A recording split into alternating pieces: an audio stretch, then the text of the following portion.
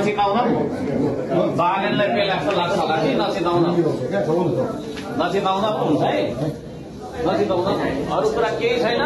पब्लिकको property किन लगेको त्यति हो अरू कुरा केही छैन अब पब्लिकले माग्न आउँछ यहाँ कुरा त्यति के हो तपाईँले भन्नु खोजेको तपाईँले किन लानु हो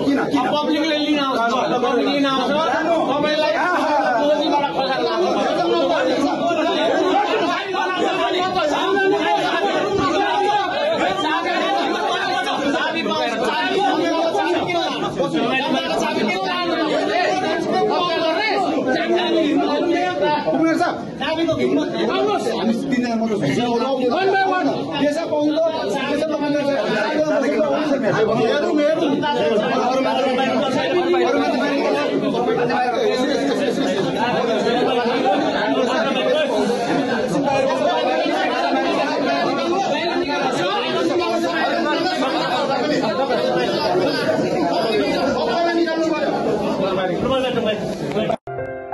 मान्छेको लागि हुनु पर्यो नि त विकास मान्छेको लागि हुनु पर्यो त्यसले गर्दाखेरि मानव केन्द्रित विकास गर्नुपर्छ कोही कसैले एउटा घर बनाएर टहरा बनाएर बस्ने उसको अधिकार छ उसले बनाएको टहरा भत्काइदिने त्यो क्रूर शासक म बन्नेवालामा छैन म भत्काउन दिन्न पनि बरु उहाँहरूको टिमको छाना चुइराखेको छ भने स्रोत साधन र समय मेरो अधिकारले भ्याएसम्म है मैले चारवटा कुरा स्रोत साधन समय र अधिकार भन्दैछु चारवटा कुराले भ्याएसम्म मैले उहाँहरूको टहराहरू मेन्टेन गरिदिनतिर व्यवस्थापन गरिदिन्थेँ म लाग्छु तर कसैलाई घरबार विहीन बनाएर अब जता जान्छु भनेर खेदाउनेतिर चाहिँ तपाईँको नाम चाहिँ आफ्नै घर अगाडि डिजाइन बनाइदिनु भयो बिना पैसामा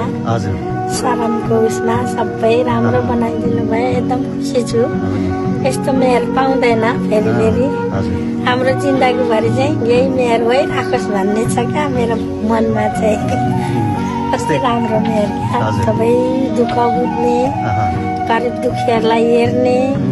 त्यो सुकुम्बासी जनता अब हामी सुकुम्बासीलाई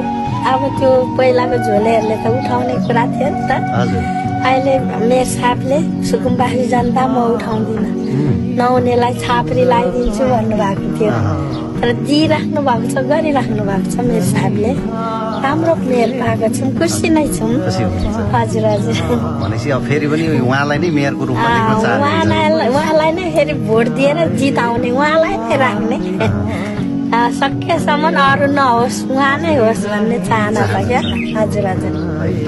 उहाँले जे कुरा भन्नुभएको थियो त्यो वचन पुरा पनि गर्दै हुनुहुन्छ उहाँले भन्नुभएको थियो नयाँ चाहिँ बरु बस्न नदिने बस्ती तर पुरानोलाई म उठाउँदिनँ उठ्वास लाउँदिनँ भन्नुभएको थियो त्यही अनुसारको र तपाईँले एउटा महत्त्वपूर्ण कुरा के भन्नुभयो भने तपाईँहरूको त यहाँ 1 रुपियाँ पनि परेन नि